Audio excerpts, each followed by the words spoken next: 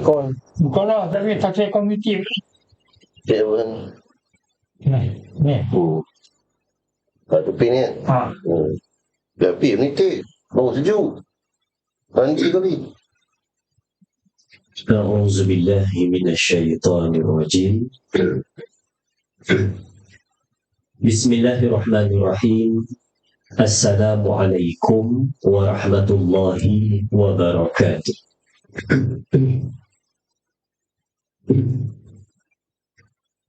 الحمد لله رب العالمين والصلاة والسلام على أشرف الأنبياء والمرسلين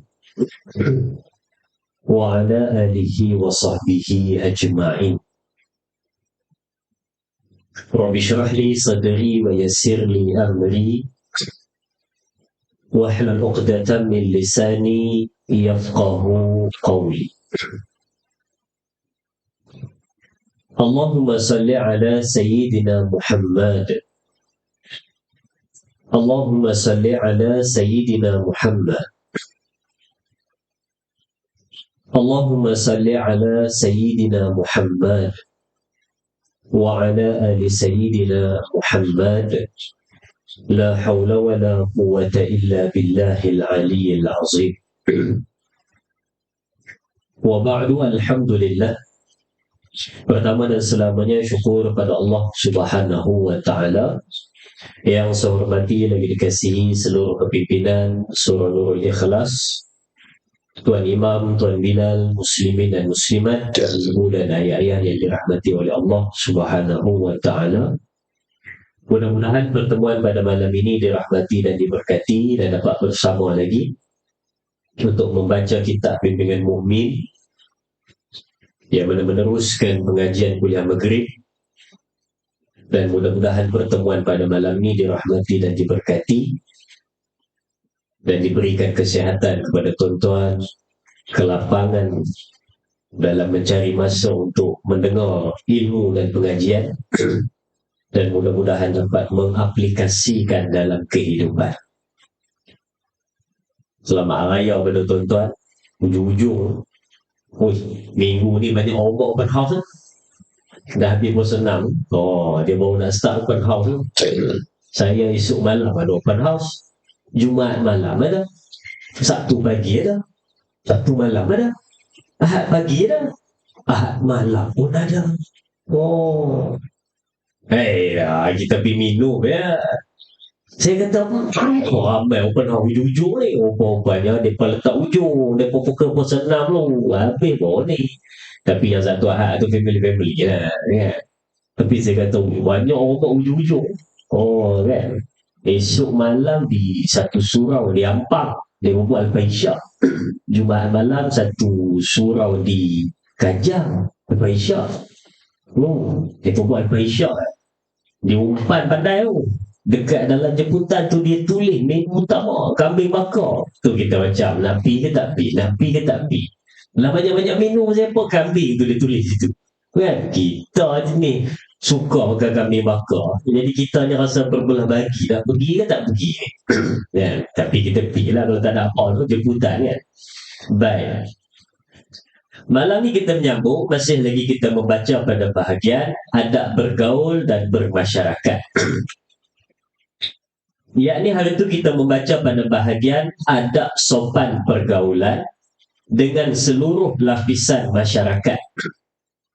Ada 14 perkara yang kita baca pada hari itu, tapi kita baca baru sampai pada yang ketiga.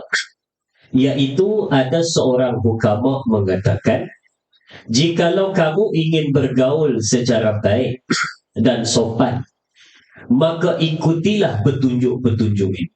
Maksudnya, kalau kita ni duduk dalam masyarakat, duduk di tengah-tengah masyarakat, kalau kita ni nak bergaul dengan baik, dan kita ni tak mau dibenci oleh orang, dan orang seronok bila mana duduk dengan kita, maka tengoklah 14 petunjuk-petunjuk ini. Hari itu kita dah baca 3. Yang pertama kita baca, hadapilah kawan kamu dan musuh kamu dua-dua dengan wajah ceria. Maksudnya kita jumpa kawan ke, kita jumpa lawan ke, dua-dua kita pamerkan akhlak pada wajah yang baik. Senyum, manis muka walaupun jumpa musuh. Yang kedua kita baca itu, janganlah gemar melihat kiri dan kanan. Jangan pula banyak menoleh ke mana-mana. Jangan pula terlampau tajam memandang seseorang. Dan jikalau engkau duduk, maka janganlah duduk seperti mana orang yang tak tenang, melompat-lompat nak cepat bangun. Nah, ini nombor 2. Jangan tengok orang tajam. Jangan pandang orang tak berkelip. Jangan tengok orang secara sinis. Bila duduk dengan orang, jangan ke kiri, ke kanan pandang. Kita tak tengok orang di depan, tapi kita ke kiri, ke kanan. Nah, ini pun adab dalam masyarakat. Dan yang ketiga kita baca itu adalah jangan sesekali engkau silangkan jari-jari tangan kamu di celah-celah jari tangan yang lain. Dan jangan pula suka bermain-main kumis, janggut, cincin. Amat buruk sekali jika mencungkil gigi, memasukkan jari-jari tangan ke dalam lubang hidung, meludah, berhingus dan juga mengeliat, menguap. Semua ini kurang sopan baik di depan orang ataupun sebelum sembahyang dan lain-lain. Dia kata jangan bila duduk dengan orang jari bersilang tu. Oi, jari bersilang ni tak ada lah berdosa ke apa. Tapi satu dia nampakkan keangkuhan. Bila duduk dengan orang tangan gini nampak keangkuhan. Yang kedua dia kata seperti mana meniru doanya orang kafir. Ni contoh bersilang jari macam ni. Tapi kita tak tahu, kita terbuat tak ada apa. Tapi nak dia punya main ataupun sebab utama dia bila duduk dengan orang dia nampak keangkuhan bila mana tangan macam ni. Buatlah gaya lain. Nah, lepas tu dia kata jangan duk main misai. Bila duk dengan orang main misai gulung, misai sambil gulung sambil waduh.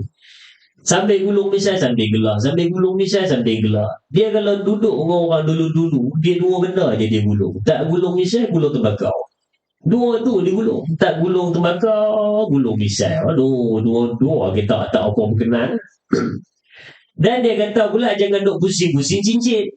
Nyembang orang pusing cincin. Satu dia pusing. 5 jari cincin dekat tangan. 5 dia pusing. Aduh. Sebab utama dia kenapa? Sebab utama dia adalah boleh jadi orang ini dia ada sifat sombong. Dia nak tunjuk cincin dia supaya orang tengok, jadi dia pusing. Kalau dia tak pusing, orang tak tengok. Jadi bila mana pusing, otomatik orang akan tengok. Memusing-musing cincin. Dan amat buruk sekali kalau kamu ni mencungkil gigi di depan orang. Pergi kenduri kahwin, habis makan, orang tengah makan, dia dah habis cungkil gigi depan orang. Siap tarik dia ke? Siap tarik tu. Siap ada bunyi tikus tu. Saya pernah lu sekali pergi kenduri kahwin. Orang tu dah habis makan, cungkil gigi. Dia cungkil tu tak apa mahal, yang tarik tu. Bunyi tu yang mahal. Dia jenis tarik tu. Boleh nak cungkil gigi, tapi jangan depan orang tengah makan. Orang hidung depan orang, meludah depan orang, buang hingus depan orang, mengeliat pun tak sopan. Depan orang kita mengeliat. Lepas tu menguap di depan orang, menguap. Dan juga jangan sesekali duduk macam iaitu yang tadi, jangan sesekali berbuat perbuatan tersebut baik di hadapan orang ketika nak sembahyang ataupun lain-lain. Baik, itu kita berhenti kat situ itu. Dah hari kita sambung nombor 4. Baik. Yang keempat, jika kamu mahu bergaul secara baik, maka ikutilah petunjuk ini. Yang keempat, pastikan engkau duduk dalam keadaan tenang, perkataanmu teratur dan tertib, dengarlah hati-hati percakapan orang di depan kamu tanpa menunjukkan keheranan, dan jangan engkau biasakan meminta ia mengulang-ulang perkataannya. Jikalau ada hal-hal yang melucukan, maka diamlah sedapat mungkin. Baik. Apa maksudnya? Kalau kita baca sekali dulu, kita kata apa dia? Dia kata, baik, kita tengok apa huraian. Satu, dia kata bila mana duduk dengan orang, duduklah dengan tenang. Dia menjawab kepada yang nombor 2 tadi. Jangan duduk ke kiri, ke kanan seolah-olah orang tak tenang. Maka duduklah dalam keadaan tenang. Apa cara nak duduk? Ikut suka, janji beradab. Tapi duduk tu tenang. Bila duduk dengan orang, duduk tenang. Muka pun tenang, badan pun tenang, keadaan pun tenang. Tumak ninah tenang. Kan? Sebab tu solat ni dia ajar kita macam-macam dalam hidup. Salah satunya tenang. Tenang. Baik. Lepas bila mana kita duduk tenang, kalau kita nak bercakap, pastikan kita bercakap pun dengan tenang dan tertib. Setiap perkataan yang keluar tu teratur. Maksud tertib teratur ni bukan kita susun bahasa baku macam dalam kamus, bukan. Maksud tersusun, tertib, teratur, maksud dia adalah apa yang kita nak cakap tu kita dah fikir masak-masak. Boleh ke tak boleh ke, elok ke tak elok ke, beradab ke tak beradab apa yang kita nak cakap, supaya kita bercakap ni tak melalun, bercakap ni tak menyinggung perasaan orang, bercakap ni tak menyakitkan hati orang, bercakap ni tak ada benda-benda dosa. Jadi dia tengok benda-benda tu teratur, maka barulah dia bercakap. Sebab tu pentingnya tenang. Kalau tak tenang, dia cakap pun jadi berterabuk. Bila mana tenang, maka dia akan cakap tersusun, elok, cantik dan tertib. Dan bila mana orang pula bercakap, tadi kita bercakap tenang, teratur. Bila mana orang pula bercakap, maka dengarkanlah hati-hati percakapan orang di depan kau. Macam saya sebut pada tuan-tuan pada perjumpaan yang lepas, saya kata tengok macam mana Nabi Muhammad apabila ada orang bercakap, Nabi Muhammad akan dengar seperhati boleh. Nabi dengar. Dia tak respon pun, tak tahu malas. Apa yang orang cakap, benda tu Nabi dah pernah dengar ke, benda tu benda simple ke, Nabi tetap akan tumpukan perhatian betul-betul, seolah-olah tak pernah dengar lagi apa yang orang tu sampaikan. Betul-betul punya dengar. Nabi kalau tak suka ada orang bercakap benda-benda yang tak patut dan juga benda-benda yang dah melanggar benda-benda adab, maka Nabi akan buat dua benda. Boleh rujuk dalam Hayatul Sahabah pada bahagian yang kedua berkenaan dengan hadis sifat Nabi. Baik. Bila mana orang bercakap, contoh dia ni bercakap melalut ataupun bercakap benda yang tak elok, maka Nabi akan tegur untuk percakapannya dan tegur kesalahan dia cakap. Dan kalau pun Nabi tak tegur, Nabi terus bangun tinggalkan orang tersebut. Dia cakap benda merapu, benda tak betul, ni tak boleh ni. Maka Nabi akan bangun dan tinggalkan orang tersebut. Mungkin ada orang kata, takkan terus bangun tinggal, tegurlah dia. Kalau tidak macam mana dia nak berhenti bercakap, tak ada siapa tegur. Sebab tu kita kena tahu, kalau kita ni tegur, dia akan berhenti, dia berubah. Satu. Yang kedua, kalau kita bangun pun tak tegur pun, dia tetap akan berhenti. Sebab dia tengah bercakap, seronoknya bercakap, tiba-tiba ada satu orang bangun, terus hilang pergi. Maka orang yang bercakap ni akan rasa apa? Dia akan rasa macam, ada salah kat bercakap tadi, tiba-tiba kawan dia terus bangun, hilang, tak cakap apa ni. Sebab tu kalau saya tengah berkuliah, kalau saya tengok ada orang bangun keluar, saya serap. Tapi saya tahu tuan-tuan keluar ada sebab, ambil wuduk, pergi tandas, jawab telefon, ada macam-macam. Kadang-kadang dia duduk sekejap, lepas tu dia balik, mungkin dia dah high. Tapi yang ini saya bawa contoh ni, kalau kita tengah menyembang 3-4 orang, tiba-tiba kawan kita bangun, dia belah gitu.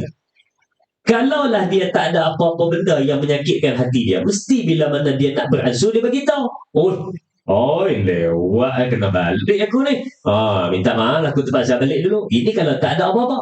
Tapi yang ni dia bangun, dia bagi salam, terus tinggal kita. Maka mesti ada benda tak kena. Kita pun mula fikir, aku ada salah cakap ni. Kita tanya pada orang sebelah, aku ada salah cakap ke tadi? Ada salah cakap. Tadi bercakap tu melalut menyinggung perasaan orang. Aku pun terasa, tapi nasib baik aku ni hati ketal. Kawan kita terasa, nampak dia terus bangun. Kena minta maaf balik pada dia. Silap aku. Nampak? Walaupun tinggalkan, tetap orang tu perasan ada benda yang tak betul bila mana dia bercakap. Baik. Seterusnya, apabila orang bercakap, maka dengarlah hati-hati percakapan. Dan jangan sesekali menunjukkan kehairanan pada orang yang cakap. Dia kalau hairan, tak apa, ini muka-muka ni. Dia tengok sekejap ke belakang, sekejap ke depan, sekejap ke belakang, sekejap ke depan, menunjukkan kehairanan.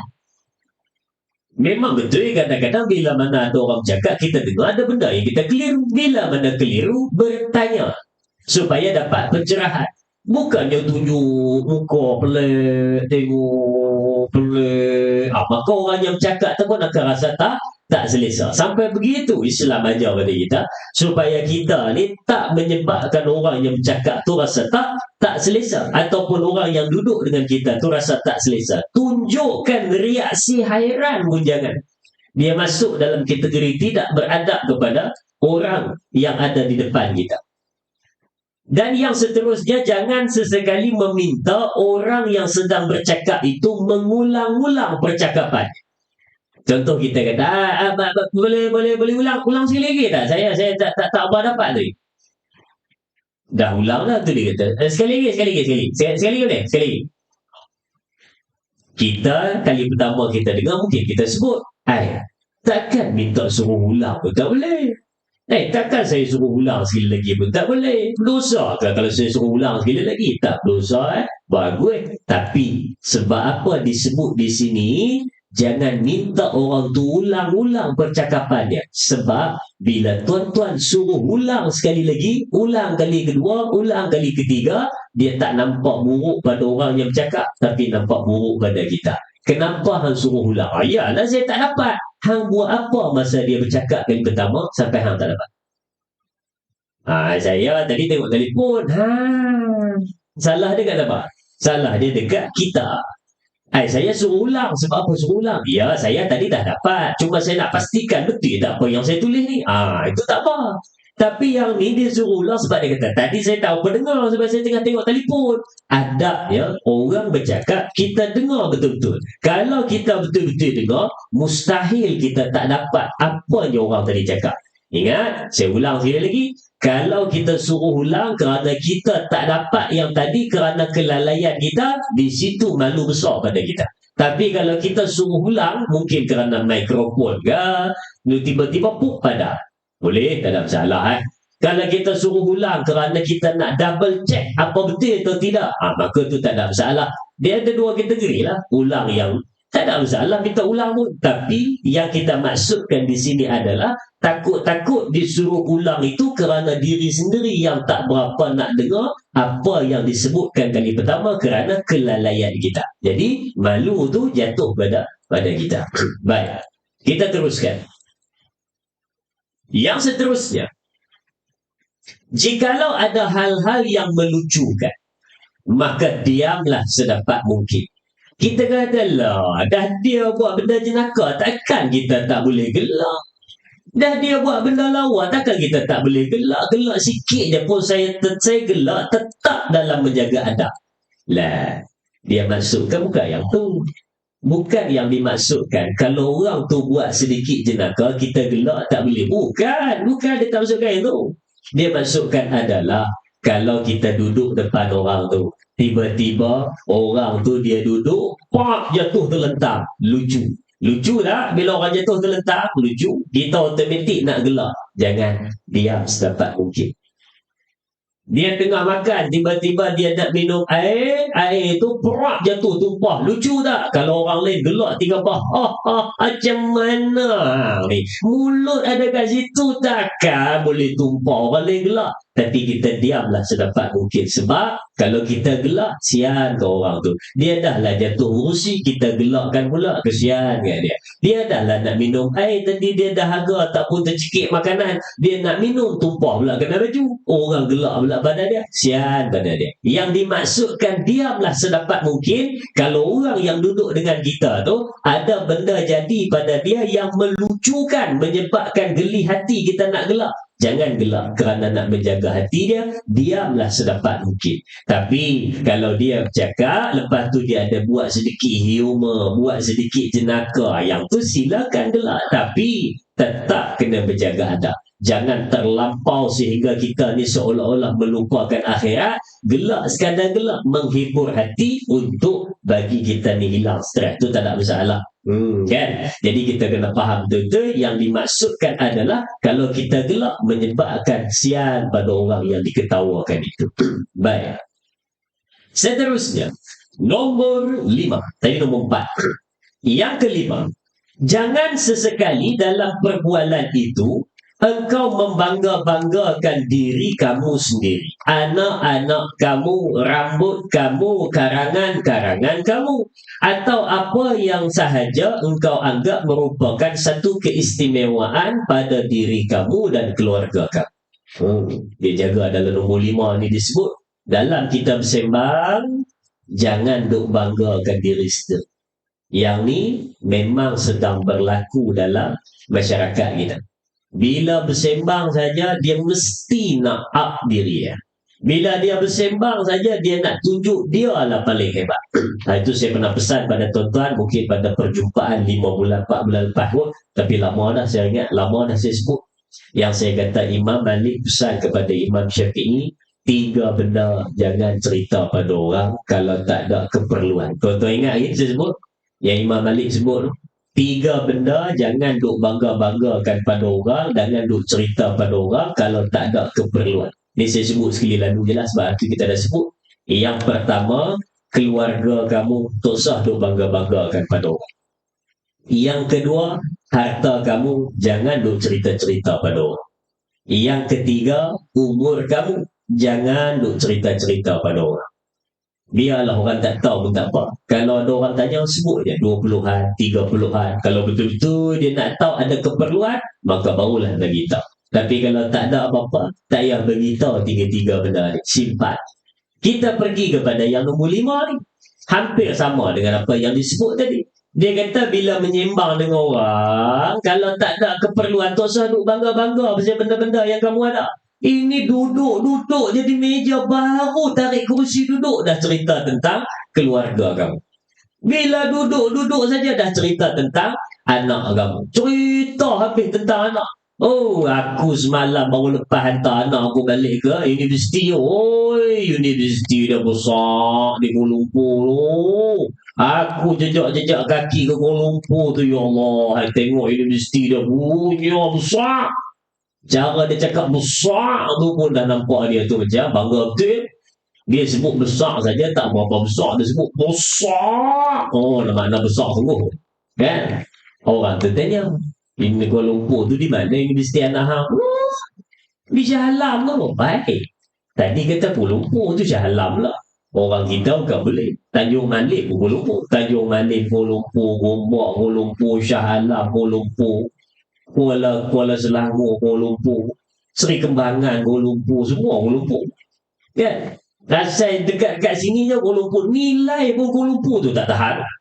Aku baru lepas pergi open house malam di Kuala Lumpur. Jauh tu anak aku bawa. Di mana? Atas sebelah Seremban apa dia nilai ke apa nama dia. Nilai ke Kuala Lumpur. Rasai dekat situ main bubuh Kuala Lumpur semua. Kan? Dia cerita. Habis cerita anak nombor 1, cerita anak nombor 2. Habis anak nombor 2, cerita anak nombor 3. Habis nombor 3, habis nombor 4. Habis dia cerita pada anak dia. Yang paling sedih tu apa? Dia cerita tentang 4 orang anak dia pada orang yang dah kahwin 15 tahun tak ada anak. Apa orang tu rasa? Nak marah, sekawan lah. Nak maki, tak berhati lah. Rasa nak bergelumuk di depan muka, tapi malas nanti bergaduh pun. Dia cerita pasal anak dia di depan orang yang tak ada anak. Apa perasaan?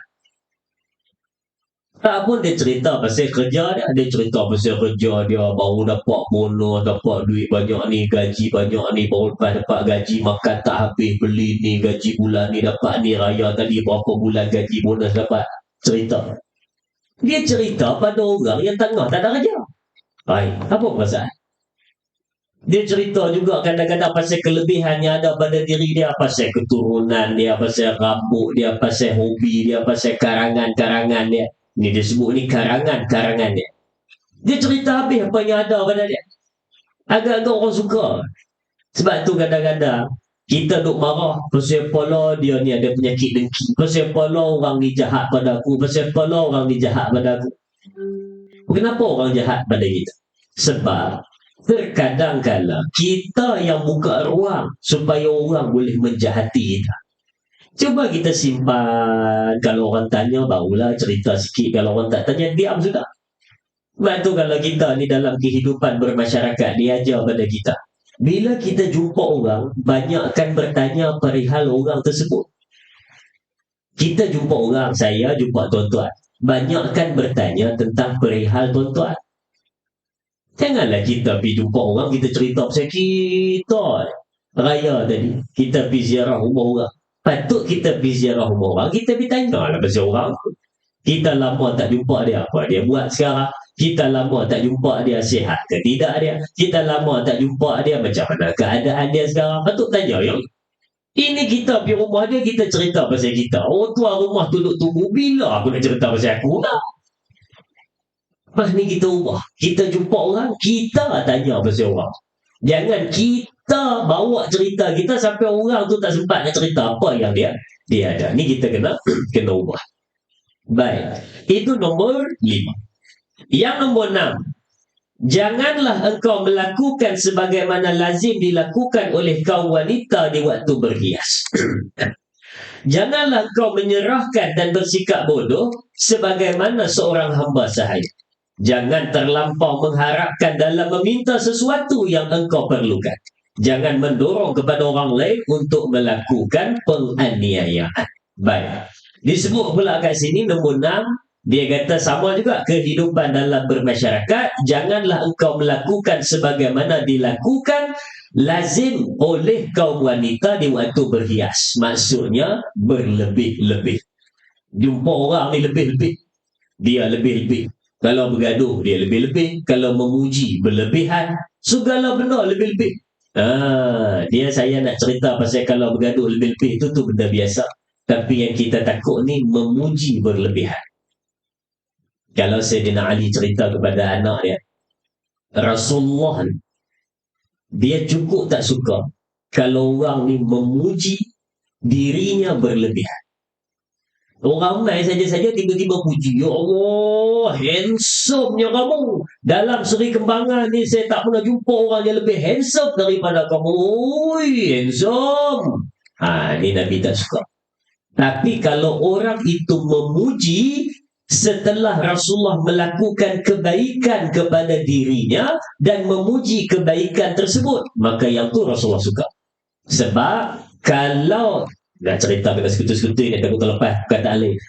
Kalau orang tu, contoh saya buat kebaikan pada tuan-tuan, contoh saya tolong tuan-tuan, mudahkan urusan, lalu tuan-tuan puji, oh, baik semua, terima kasih, baik semua lo tuan ni, terima kasih lo tolong. Kalau tuan tak tolong ni, siapa lo nak tolong, baik semua lo tuan ni.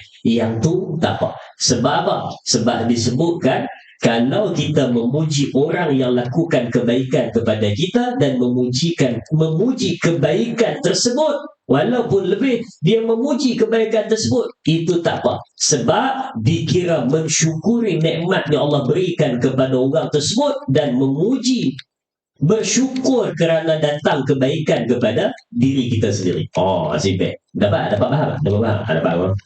Payah sungguh nak terang ayat dia tu. Kan? Yang tu tak apa. Beza dua tu. Puji tak ada apa-apa, tiba-tiba puji. Nilai. Yang kedua, orang tu tolong kita. Kita puji orang tu dan kita puji kebaikan yang orang tu buat. Yang tu bagus. Tapi kalau saja-saja pergi puji kerana kayanya orang tu, kerana hebatnya orang tu, puji sikit tak apa. Yang dilarang berlebih-lebihan. Saya jumpa puji, saya jumpa puji, saya jumpa puji. 5 minit sekali puji. Ni tak boleh. Ni berlebihan. Yang ni yang dilarang. Dalam masyarakat, jangan lebih-lebih. Buat apa pun, jangan lebih-lebih. Duduklah pada pertengahan. Dan jangan pula bersikap bodoh. Ni secara umum disebut, jangan bersikap secara bodoh. Apa-apa nak buat, fikir dulu. Kalau benda ni tak betul, benda ni tak cantik, benda ni tak elok, jangan duk buat. Di dalam masyarakat ni banyak mata memandang kita. Jadi bila mana kita buat benda salah, maka akan jadi satu benda yang buruk kepada diri kita dan masyarakat. Buatlah benda baik supaya bila mana kita buat jadi contoh kepada orang lain. Dan seterusnya, kalau kita ni pergi jumpa orang minta sesuatu, maka janganlah terlampau berharap atas apa yang kamu minta pada orang tersebut. Nak minta sesuatu, kita pergi rumah dia nak pinjam duit, kita tak ada apa lah, poket tak ada duit, dalam bank tinggal RM12.5 je. Kita kata macam mana bulan, seminggu lagi baru nak gaji dia, terpaksa pinjam duit. Jadi kita pun pergi rumah jiran kita sebelah. Kita dalam hati ni, kalau dapat Alhamdulillah, kalau tak dapat aku kena usaha cara lain ni. Ni betul. Tapi kalau dalam hati, aduh, inilah satu-satunya peluang. Aku tak ada cara apa ni, mesti dia bagi punya. Dia ni baik ni, mesti dia bagi. Kalau dia tak bagi, bohong, mesti dia bagi. Kalau yang ni jangan. Sebab dia terlampau berharap kepada sesuatu yang dia nak. Sebab apa tak boleh? Sebab kalau tak dapat, maka kita akan kecil. Boleh cuba, boleh try, boleh cuba. Pergi pinjam. Kan? Tak salah pun pinjam. Yang salahnya tu pinjam dan melupakan. Apa tu saya sebut di satu tempat, perihal hutang. Kita bincang pasal hutang. Oi, bincang pasal hutang ni serasa 2 hari tak habis bincang panjang. Dia ada banyak benda. Adab yang berhutang, adab yang bagi hutang, lepas tu catat hutang. Banyak benda nak kena tengok. Macam hutang. Dalam banyak-banyak yang kita sebut tu satu yang saya tertarik, iaitu dia kata dunia ni dah terbalik dah sekarang. Kita kata pasal apa simbang hutang dunia terbalik ni. Dia kata sekarang dunia dah terbalik, dia kata. Kenapa? Ya, kalau zaman dulu orang yang berhutang malu dengan orang yang bagi hutang. Tapi zaman sekarang dah terbalik. Orang yang bagi hutang malu dengan orang yang berhutang. Tu zaman sekarang. Dia pergi kenduri, open house, sampai dah ambil nasi nak duduk. Tiba-tiba patah balik bini dia kata, tu pinjam kosong. Duduklah situ, jomlah. Dekat dengan kipas, dekat dengan singki, bagus ke tu? Dia kata, tak boleh cari meja lain jauh sikit. Dah duduk-duduk makan, isteri dia tanya, kenapa tadi tak duduk situ? Dia kata, tengok baik-baik siapa dia. Siapa dia? Bini dia tengok, Tok Bilal. Dia kata, Tok Bilal ada hutang. Wah, kena mengenal. Tak duduk makan je. Tak mau segan abang duduk sebelah dia. Siap ke dia nanti? Malu dia nanti. Kita nak ingat kita nak minta hutang pula. Dia segan pula dia. Siap pula dia. Apa pun malu nak duduk sebelah dia sebab dia hutang abang. Pelik ayat tu. Dia kata abang malu nak duduk sebelah dia sebab dia hutang dengan abang. Tu dunia zaman sekarang. Yang kawan tu siap panggil lagi. Tok Imam. Sini masuk. Padahal dia ada hutang dengan kawan tu. Dia duduk relax je. Kan? Kawan duduk sebelah dia dengan ada hutang dengan orang sebelah tu tak bayar lagi 300, dia tu tunjuk telefon dia. Nampak? Ini baru keluar 5 hari ni. Aku orang tegur beli ni. Wih, tak malu tiap hari. Hutang 300 kau tu tak bayar. Telefon baru keluar 5 hari hang dah beli. Dia siap buka gambar. Dia. Aku akan tunjuk telefon dia. Dia. Raya ketiga aku pergi London tu. Tengok. Aku pergi tengok anak aku belajar di sana. Dia tak dapat balik. Aku pergi sana. Tiket murah. Tiket murah beraya pergi London. Telefon baru 300 tak bayar. Relax je buka. Nak je tanya satu soalan. Ingat ke tak ni ada hutang ni? Ke dah tak ingat lah? Kan? Tiba-tiba kawan tu nak balik dia kata, dia aku ada 300 yang pinjam bulan lepas. Masa bila aku pinjam? Ayat tu boleh menyakitkan. Dia kata, masa bila aku pinjam? Rasa nak bunuh diri. Dia kata, masa bila aku pinjam? Aduh, nampak sangat dia dah lupa dan dia tak catat hutang yang dia tulis. Kan? Jadi sebab itu yang dikatakan tadi, bila mana kita ni minta, kalau dia bagi dapat. Kalau dia tak bagi, tak dapat. Kena usaha cara lain pula. Jangan meminta sesuatu, betul-betul berharap dengan apa yang kamu perlukan, dia akan bagi. Maka, jangan. Boleh berharap, tapi jangan berharap keseluruhan. Itu pun dia ajar pada kita. Dan seterusnya dia kata, jangan mendorong orang lain untuk mudah melakukan penganiayaan kepada kamu. Maknanya, kena cerdiklah kita. Bila duduk di dalam masyarakat ni pun, kita kena cerdik. Baik, boleh, tapi jangan baik yang dipergunakan. Manusia ni ada banyak guna. Yang pertama, manusia yang menggunakan.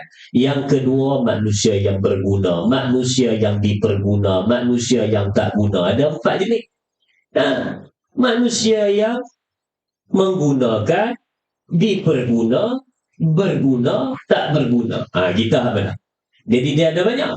Ramai orang hari ni dia kata, tak apalah saya ni baik, saya sangka baik lah dengan dia. Sangka baik lain, dipergunakan lain, diperbodohkan lain, dianiaya pun lain. Dia 4 orang. Dulu lah masa bujang-bujang 4 orang. Dia ada kereta sebiji, hak kawan ni tak ada kereta. Asyik pergi mana-mana je duduk jalan, semua naik kereta kawan tu. Yang lain tak ada lesen, dia seorang je ada lesen. Bawa sampai stesen minyak ya. Automatik yang 3 orang tu mesti tidur.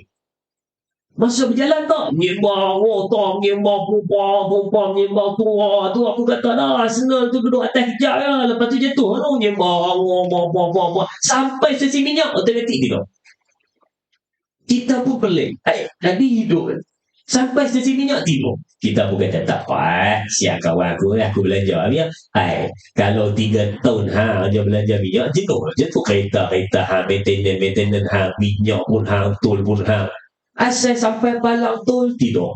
Asal sampai Renal tidur. Asal sampai stesen minyak tidur. Yang peliknya sampai ke destinasi tak tidur. Azan dulu. Ada. Ada. Kita berhenti tak tidur. Nanti kita sambung dengan sikit untuk sedikit. Bukan. Masa belakang punya dah. Bukan Orang belakang bukan. Terkejut saya. Situ kot. Lagi 8 minit ni. Pasal belakang ada bunyi azan. Lain macam. Baik. Tu jam tu. Baik. Kita sambung. Saya kata tadi betul.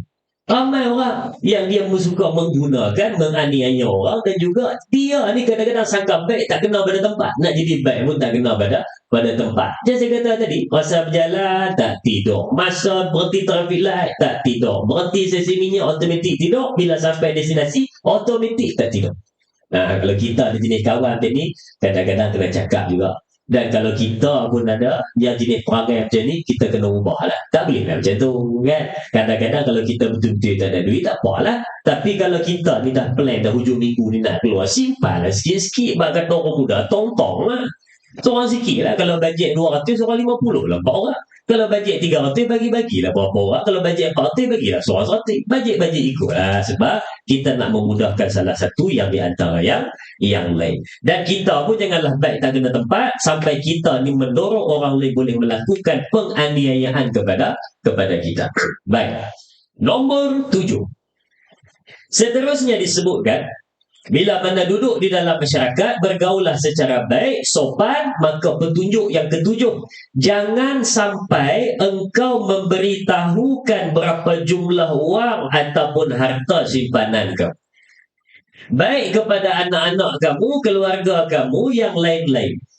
Apalagi kepada orang yang bukan keluarga kamu. Sebab sekiranya orang lain mengetahui bahawa harta kamu sedikit, tentu mereka akan menghina kamu. Sebaiknya kalau mereka tahu harta kamu banyak, tentu mereka akan merasa kurang senang kepada kamu atau tak redha dengan nikmat yang kamu miliki. Ini rentetan daripada apa yang saya sebut tadi lah pasal Imam Malik tadi. Dia ada kesinambungan kat situ. Pengarang kata apa? Nombor 7, jangan cerita berapa banyak tanah kamu ada berapa ekar, rumah kamu ada berapa banyak, kereta ada berapa biji, duit dalam simpanan ada berapa, gaji begitu berapa. Yang peliknya tu, orang yang tak nak kena mengenal sibuk tu diklaim. Bila pi ke lembaga hasil tak mau diklaim. Bila kena diklaim tu tak mau diklaim. Bila yang tak payah diklaim tak diklaim. Wah, pelik sungguh ni. Kan? Kadang-kadang kita pun pening. Tengok dah ni duk cerita segala benda dia dah. Hantar di Seri Kembangan. Cara duduk tu pun kita tahu muka belagak. Sengit duduk. Orang kalau tak belagak dia duduk elok ya. Tapi kalau hak belagak ni duduk sengit. Tangan naik sebelah. Hantar di Seri Kembangan. Di Seri Kembangan tu hantar apa nama? Ingat kita punya surau hak Nurul Ikhlas.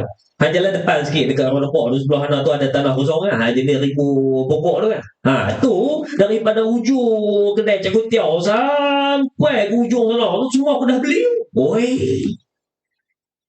Apa guna pergi cerita ni? Tak ada faedah pun pergi cerita. Bukan pun saja lah. Depan sikit aku potong tengah tu sikit sampai hujung tu. Itu aku dah beli lah. Lepas tu jalan depan sikit ada nama dekat dengan apa nama traffic light tu kan. Dekat traffic light depan sikit. Situ aku dah beli. Itu semua aku dah beli. Tak nak buat apa tak tahu. Saja beli je sebab dia jual murah tu. Habis dia cerita ni. Dia simpan duit pun dia cerita dalam peti besi di rumah ada berapa, dekat bawah seat kereta ada berapa, dalam dompet ada berapa, dalam bank ada berapa. Semua cerita ni. Aku ada 4 bank. Dalam bank hak nombor 1 tu tak ada berapa banyak lah simpan pun. Tapi kalau hampir situ tolak semua duit orang duit aku. Apa punya manfaat cerita pada orang ni? tak ada manfaat pun. Kecuali kalau ada keperluan, apa tulis wasiat ke apa hibah ke baliklah cerita. Yang ni sengaja pergi cerita, tak ada keperluan, tak bayar. Pada anak-anak dan keluarga kamu pun tak payah cerita, apatah lagi pada orang di luar rumah, lagi tak payah cerita. Kita pun pelik, kita kata kenapa anak-anak keluarga pun tak boleh cerita. Dia ada kebaikan, ada keburukan. Keburukan dia apa? Nanti kita ni hidup ni dah ada pemasang muka. Dah ada pemasang muka, dah ada perancangan jahat, dah ada benda-benda selindung dia buat, ini tak boleh jadi. Maka kita kena berhati-hati. Ada benda kita boleh cerita, ada benda kita kena simpan sikit untuk keselamatan kita dan keluarga. Tambah cerita pada orang di luar rumah lah, tak nak kena mengenalkan kita. Dia kawan saya, kami kawan daripada sekolah ni, kami kawan pada sekolah tau.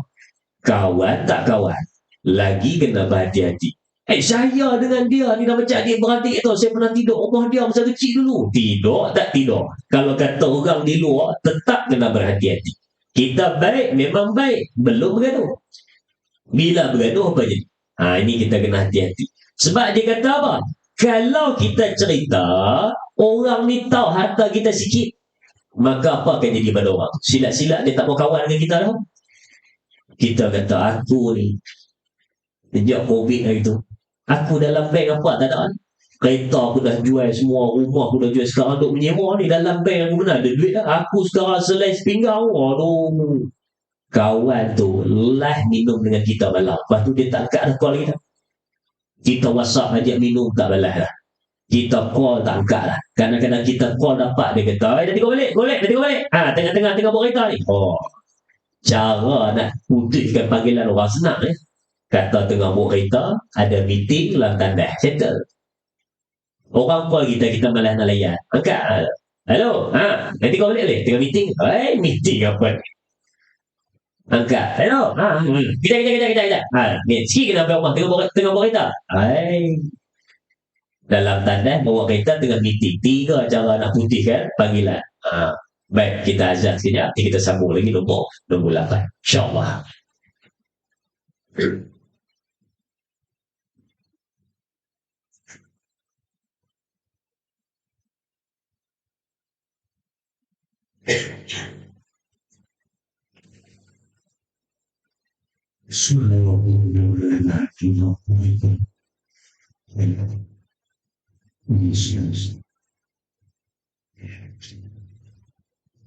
Allahu Akbar, Allahu Akbar.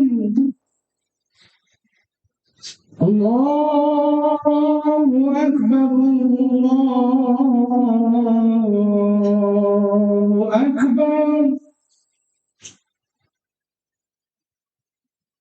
أشهد أن لا إله إلا الله.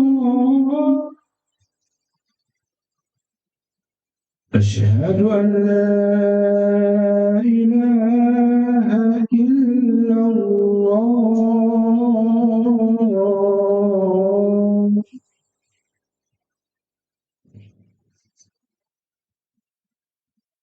أشهد أن محمدا رسول الله.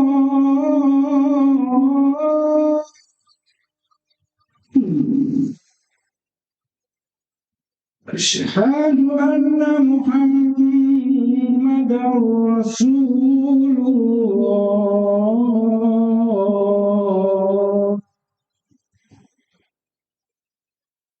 حي على الصلاة.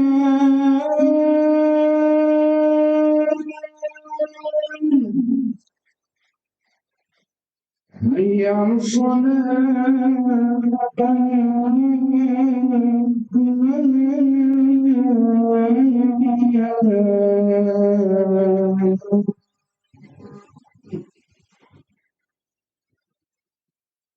حي على الفلاح.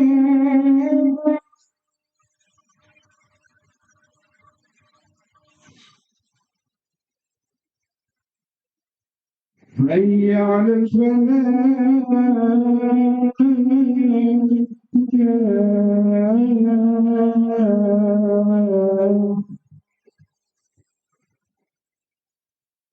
الله أكبر، الله أكبر. لا إله إلا الله.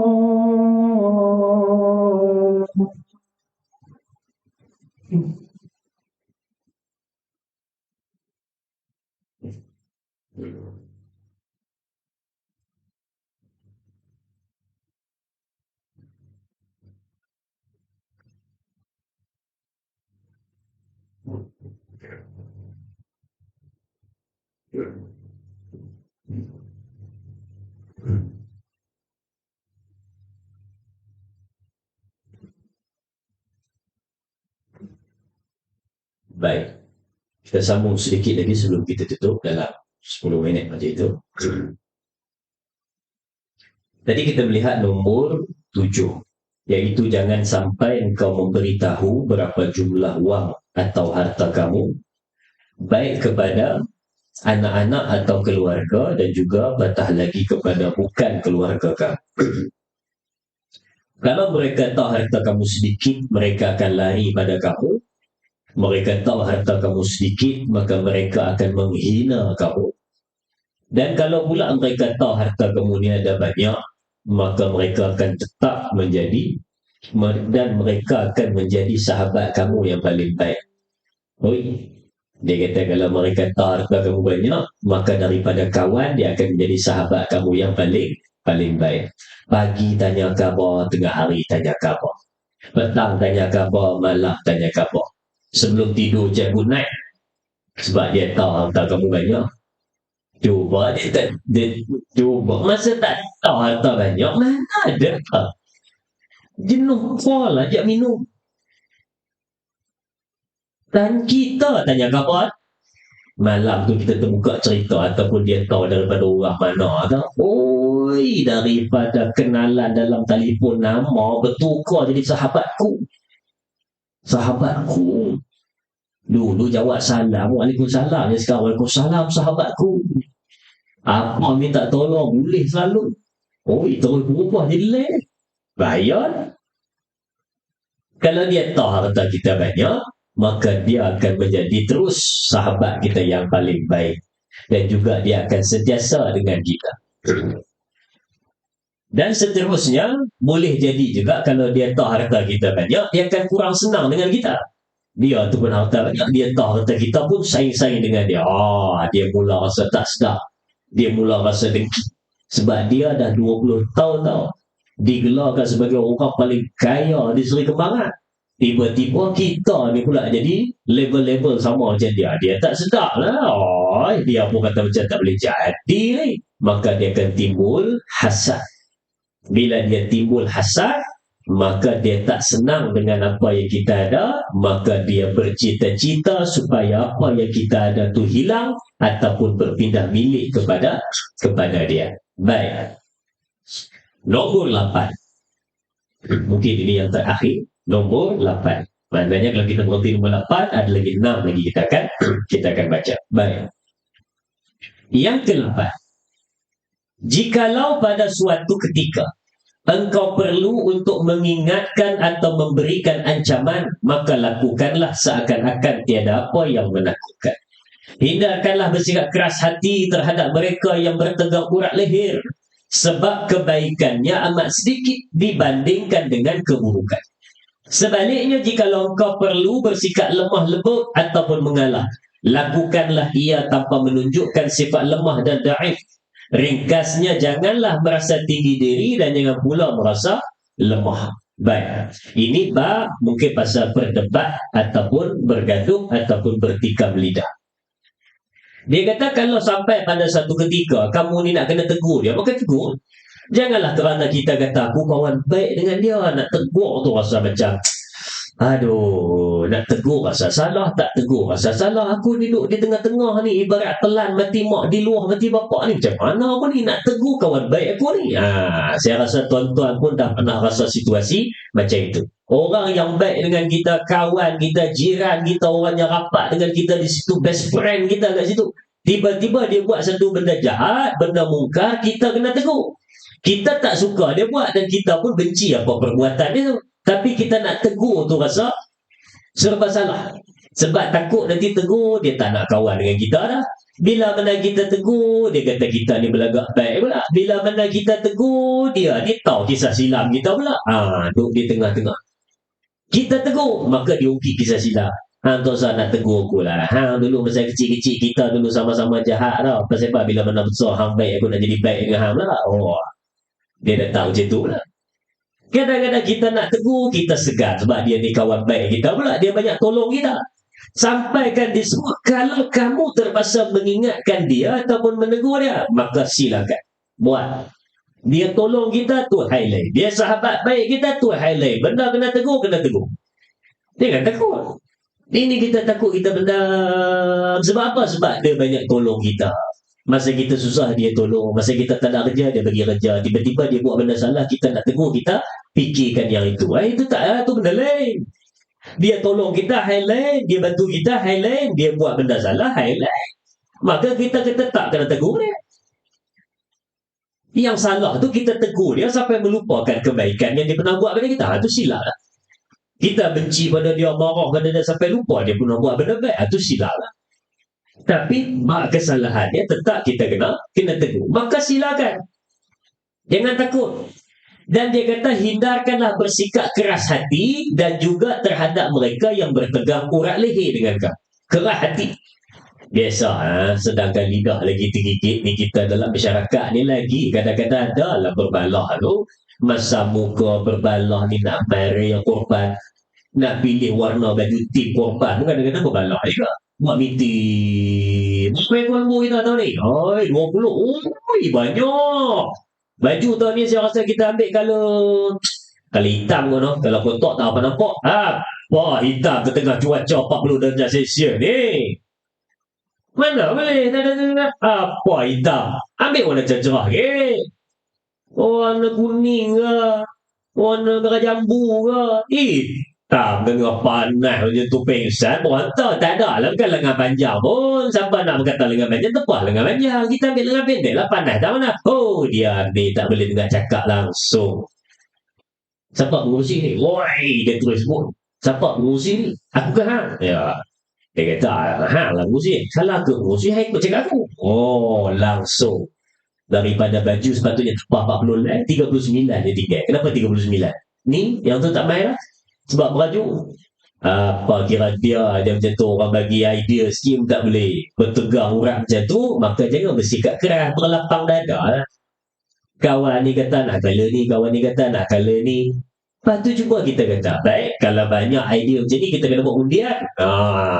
Dia kata tak boleh, undi pun tak mau, kita nak ni, kita nak ni. Baik, kalau macam tu kita pecahkan kepada 4 kumpulan. Kumpulan ni pakai color hitam, kumpulan ni pakai color merah jambu, kumpulan ni pakai color kuning. Kan senang. Ni nama dia berlapang dada. Jangan bertegang leher. Jangan kita ni benda-benda kecil pun nak bertelingkah bergaduh. Tak payah. Dalam masyarakat, nanti kalau kita bergaduh, pusing-pusing pun jumpa dia juga. Pusing-pusing pun jumpa kawan tu juga. Jumpa di kedai, jumpa di surau, jumpa di masjid, jumpa di pam minyak dia. Maka tak berbaloi nak bergaduh kerana benda kecil ketika mana kita duduk di dalam masyarakat. Baik. Dan dia kata, sebaliknya jikalau engkau terpaksa bersikap lemah ataupun mengalah. Dapat kita kena mengalah juga. Macam tadi, mengalah. Tak apa. Dia nak color macam tu ambil dia. Aku tak apa. Nanti aku tempat lain. Aku cepat color lain. Aku tak apa. Ikut dia. Mana-mana boleh aku. Cuba kita jadi macam tu. Maka takkan adalah bertegang leher, bertikam lidah di dalam masyarakat. Berlapang dada lah, sikap bertoleransi, relax, benda-benda yang tak payah gaduh, tak usah tergaduh-gaduh. Benda yang boleh selesaikan cara baik, selesaikan dengan cara yang baik. Kita buat salah, bukan kita minta maaf. Dah, sudah, selesai. Dan tak usah nak panjang-panjang cerita. Tapi jangan sampai kita ni nampak lemah dan daih pula. Memang saya bodoh, saya teruk, saya bodoh. Tak usah tiru labi. Kalau kita tiru labi, habis kan? Masak silap dia kata. Bodoh, dia kata. Lain ni kawan ni pun kata, ya saya bodoh tuan. Tak payah gitu. Itu menampakkan lemah dan daif. Kan? Cakap saya salah sudah. Betul aku salah. Jadi aku minta maaf. Aku tak buat lagi dah. Tak apa, nak marah aku tak apa. Aku tak apa. Okey Tapi marah aku jangan sampai lebih pada 3 hari lah. Tak baik dosa kita. Sudah. Ini tak aku nak tegakkan betul, nak tegakkan betul, dua-dua nak betul bila nak jadi selesai. Maka kadang-kadang ada juga kita kena berlembut, mengalah, dan juga kita ni berundur sedikit, tapi jangan nampak lemah dan jangan nampak daif. Senang kata ringkas cerita, kata pengarah ringkasnya, janganlah merasa tinggi diri, sombong, dan jangan pula kamu merasa lemah diri dan tidak ada berkeyakinan. Jadi tuan-tuan, itulah ceritanya. Kita dah baca sampai yang ke-8 berkenaan dengan adab sopan pergaulan dengan seluruh lapisan masyarakat.